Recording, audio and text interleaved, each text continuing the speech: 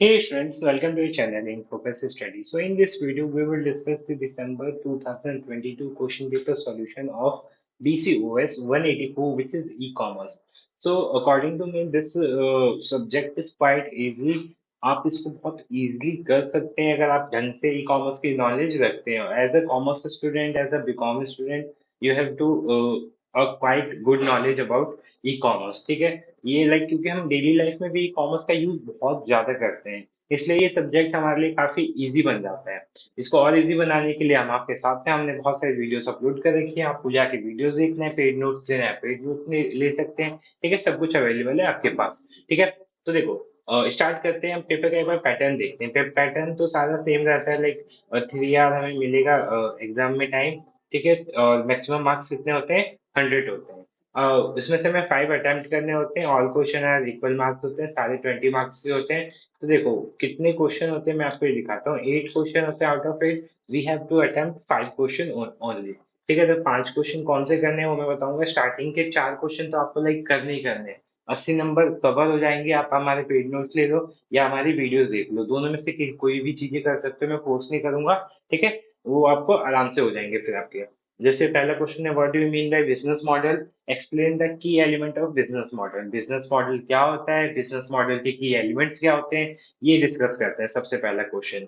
ठीक है, तो यहाँ पे आते हैं। हमारा ये रहा, what do you mean by business model, key elements of business model. तो business model refers to the framework or plan that outline how a company creates, delivery, and capture values. It describes the core component of a business and how to interact the two generate revenue and sustain the organization over time. एक तरह से एक blueprint होता है company का, company कैसे काम करेगी, पैसे कहाँ से लाएगी, क्या इन फ्यूचर क्या करना है। ठीक है, सारी चीजें एक बिजनेस मॉडल के अंदर होती है। लाइक स्कूल में आप मॉडल्स बनाते हो ना, तो उस मॉडल में क्या होता है, एक चीज का पूरी आप समझे इसमें ठूस देते हो।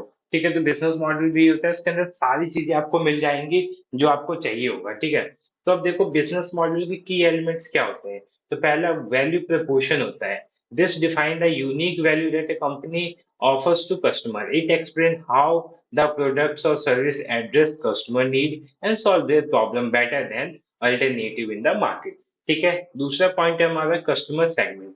ये क्या होता है? आइडेंटिफाई द स्पेसिफिक ग्रुप और segment of customer that a company aims to target. By understanding and targeting specific customer segment, a business can tailor its product marketing sales effort to effectively reach and serve those customer। ठीक है, तो एक customer segment बनाता है कि हमें किसको target करना है। जो बिजनेस मॉडल होता है ना, आप हर जगह नहीं जा सकते। स्टार्टिंग में कोई एक फंक्शन या एक सेगमेंट की आप टारगेट करते हो, तो वो बिजनेस मॉडल में लिखा होता है कि हम कौन सी कस्टमर सेगमेंट को टारगेट करने वाले हैं। दूसरा होता है चैनल। अब चैनल क्या होता है? Channel of distribution. आपको पता होगा कि हम किस मीडियम के थ्रू डिस्ट्रीब्यूट करेंगे, like physical, online, direct sales, partnership, combination. तो बहुत सारे चैनल ऑफ डिस्ट्रीब्यूशन होते हैं। तो बिजनेस मॉडल के अंदर होता है कि हम कौन से चैनल का यूज करने वाले हैं। दूसरा है कस्टमर रिलेशन कैसा होना चाहिए। आउटलाइन, फिर देखिए इसमें होता क्या है, outline the types of relationship a company establish and maintains with its their customer। It defines the strategies for acquiring new customers, retaining existing ones, and for क्या है, and for fostering customer loyalty। ठीक है, simple सा इसमें ये बताया जाता है कि न्यू कस्टमर कैसे लाए, जो हमारे एग्जिस्टिंग कस्टमर है उनको बनाए कैसे रखें। ये सारी चीजें इसके अंदर डिस्कस करी जाती है। रिवेन्यू स्ट्रीम, कि रिवेन्यू की लाइक रिवेन्यू कहाँ से आएगा, की एक्टिविटीज क्या क्या होनी चाहिए, की रिसोर्स क्या होनी चाहिए, की पार्टनरशिप, कॉस्ट स्ट्रक्चर कैसा होना चाहिए कंपनी का। तो ये हमारे की फैक्टर्स थे किसके, हमारे एक बिजनेस मॉडल के। नेक्स्ट क्वेश्चन की तरफ मूव करते हैं। सेकंड देखो, 20 मार्क्स कितना इजी था लाना। ठीक है, आप हमारे अगर नोट्स भी देखते हो तो इसमें हमने क्वेश्चन इंक्लूड किया हुआ था कि बिजनेस मॉडल क्या होता है, फिर की एलिमेंट्स क्या होते हैं बिजनेस मॉडल के। फिर elaborate various phases of Gartner's evolution of model of e governance. ठीक है, ये क्वेश्चन लगता था सबको नहीं आएगा, बट ये क्वेश्चन आया। ठीक है, तो जिसने हमारे पेड नोट्स लिए थे उसमें क्वेश्चन हमने इंक्लूड कर रखा था। मैं आपको एक बार दिखा देता हूँ। ठीक है, तो ये हमारे पेड नोट्स हैं। ठीक है, तो कौन सा क्वेश्चन था? गार्डनेस वाला था ना। तो मैं देखो, बिजनेस मॉडल की एलिमेंट ये भी हमने इंक्लूड किया हुआ था। फिर उसके बाद ये तो चलो रिवेन्यू मॉडल का क्वेश्चन था।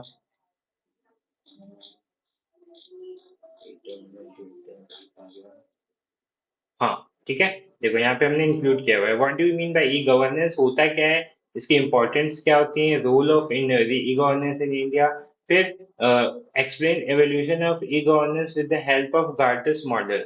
ठीक है, तो हमने यहाँ इंक्लूड कर रखा है और इसका आंसर्स भी होगा यहाँ पे।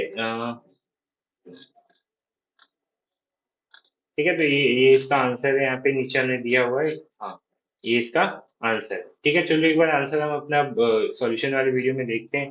ठीक है, तो elaborate various phases of Gartner model of e governance. देखो, Gartner's evaluation model of e-governance provide a framework to understand different phases through which governments process in their adoption and implementation of electric governance initiative. ठीक है, the model identify five distinct phases, पांच phase होते हैं। पहला web presence, दूसरा interaction, फिर transactions, vertical integration और फिर ट्रांसफॉर्मेशन। तो ये पांच चीजें होती हैं इसके अंदर। ठीक है, नेक्स्ट क्वेश्चन की तरफ मूव करते हैं। नेक्स्ट क्वेश्चन जो हमारा था इसका, हाँ, दो क्वेश्चन हो गए। अब इसके अंदर 8 और 12 नंबर के दो क्वेश्चन आए हुए थे। ठीक है, जो ईएफटी क्या होता है, इलेक्ट्रॉनिक फंड ट्रांसफर। ठीक है, फिर उसके बाद डिफरेंस पूछा था एनईएफटी, आरटीजीएस और आईएमपीएस। ठीक है, तो ये भी हमने क्वेश्चन इंक्लूड किया हुआ है। अब इसका आंसर देख लो एक बार। ठीक है, ईएफटी क्या होता है, स्टेटमेंट, ये एक स्टेटमेंट है, इसको हमें एक्सप्लेन करना था। ठीक है, तो यहाँ पे देखो, the statement referring to EFT which stand for electronic fund transfer. EFT is a digital method used to transfer money from one bank account to another. It enables individuals, business, organization to electronically send the receive fund, मतलब simple fund transfer के लिए use होता है। अब की points क्या है इसके, तो इलेक्ट्रॉनिक मेथड होता है, दूसरा ट्रांसफर फंड के लिए यूज होता है, with in approach institute use कर सकते हैं, सिक्योर और रिलायबल होता है, डिफरेंट मेथड्स होते हैं, एडवांटेज क्या क्या होते हैं इसके। ठीक है, फिर ये सारी चीजें आप देख लेना। इसी में जो क्वेश्चन था नेक्स्ट, एनईएफटी, आरटीजीएस और आईएमपीएस, इसके बीच क्या डिफरेंस होता है, ये भी एक अलग से हमारा इंपॉर्टेंट क्वेश्चन बन जाता है। और ये हर लाइक बीकॉम में दो तीन सब्जेक्ट में कॉमन ही होता है। ठीक है, तो ये भी आप अच्छे से देख सकते हो। ठीक है, तो पहला हमारा जो है NEFT, national electronic fund transfer. NEFT is a payment system use for transferring funds from one bank account to another bank account. एक बैंक से दूसरे बैंक में भेजने के लिए एनईएफटी का यूज किया जा सकता है। अब देखो, ट्रांजैक्शन लिमिट कितनी होती है, तो there is no minimum transaction limit, but आप मिनिमम में 100 रुपये भी जमा कर सकते हो, but there is a maximum limit of 10 lakh per transaction, बस 10 लाख से ज्यादा नहीं कर सकते। सेटलमेंट टाइम कितना लगता है, so NEFT transactions are settled in batches at specific timing throughout the day, on working day, Monday to Friday, or and half day on Saturday. Settlement times are typically hourly intervals. ठीक है, hourly intervals में होते हैं।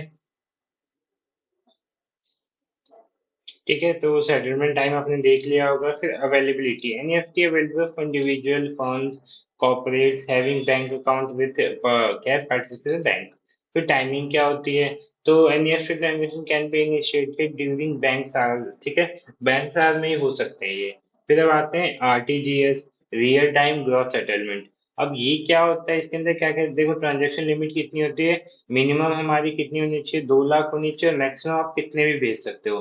फिर जो RTGS होता है, RTGS transaction are settled individually on real time basis, meaning the funds are, मतलब तुरंत हो जाता है, आप जितना भी भेजोगे वो तुरंत दूसरे बंदे के अकाउंट में चला जाएगा। ठीक है, फिर ये सब आप देख लेना। फिर आईएमपीएस क्या होता है, इमीडिएट पेमेंट सर्विस, नाम से पता चल रहा है 24/7 अवेलेबल होता है।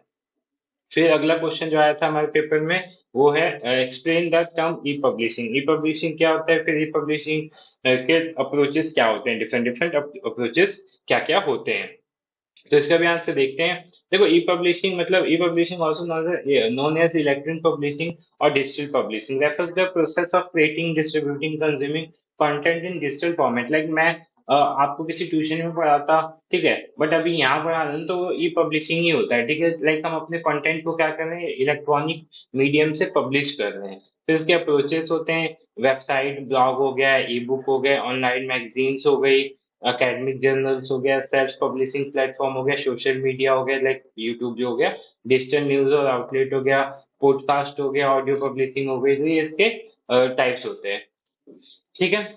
अब ये क्वेश्चन एक आता है, कमेंट द फॉलोइंग। तो ये 20 मार्क, देखो 20 में से 20 तो नहीं मिलेंगे, बट 20 में से आपको 10 15 ऐसे मिल सकते हैं। क्यों? क्योंकि आप इसके अंदर भाई कुछ भी लिख दो, मैं जो बता रहा हूँ आपको, इसके अंदर कुछ भी लिख दो, भर के लिख के आना है, तो आपको नंबर मिल जाएंगे। Like e financial service are essential tool for economic growth, तो इसके अंदर आपको जो समझ में आ रहा है वो लिख दो। 5 नंबर का है, 1 नंबर मिलेगा, 2 नंबर मिलेगा, कुछ ना कुछ तो मिलेगा, 0 नंबर नहीं मिलते हैं, कुछ ना कुछ नंबर दे देते हैं। Cybersecurity is the protection of computer system from theft or damage to their hardware। तो ये भी आप लिख सकते हो, लाइक साइबर सिक्योरिटी क्या करता है, वेबसाइट इंपॉर्टेंट क्या होते हैं, पेमेंट गेटवे क्यों एसेंशियल होता है। ठीक है। फिर उसके बाद नेक्स्ट क्वेश्चन जो आता है हमारा, डिस्टिंग्विश बिटवीन एनी फोर। चार डिफरेंस आते हैं, तो मैं बोलूंगा इसको आप स्किप करना। इसकी जगह हम ऊपर वाले 4 क्वेश्चन 5 क्वेश्चन तो यही कवर हो गए, तो डिफरेंस वाले आप स्किप कर सकते हो क्योंकि इसमें जनरली टफ आते हैं। फिर कमेंट वाला आता है या शॉर्ट नोट्स वाला आता है, डिजिटल सिग्नेचर, ई टेलिंग, ये भी इजी होते हैं, 4 ही करने होते हैं हमें, तो ये आप कर सकते हो। ऊपर ही हमने वैसे क्वेश्चन कर लिए हैं, और ये जो लास्ट क्वेश्चन इसकी मैंने वीडियो बना दी है, तो आप जाके मेरे चैनल पे ढूंढ लेना।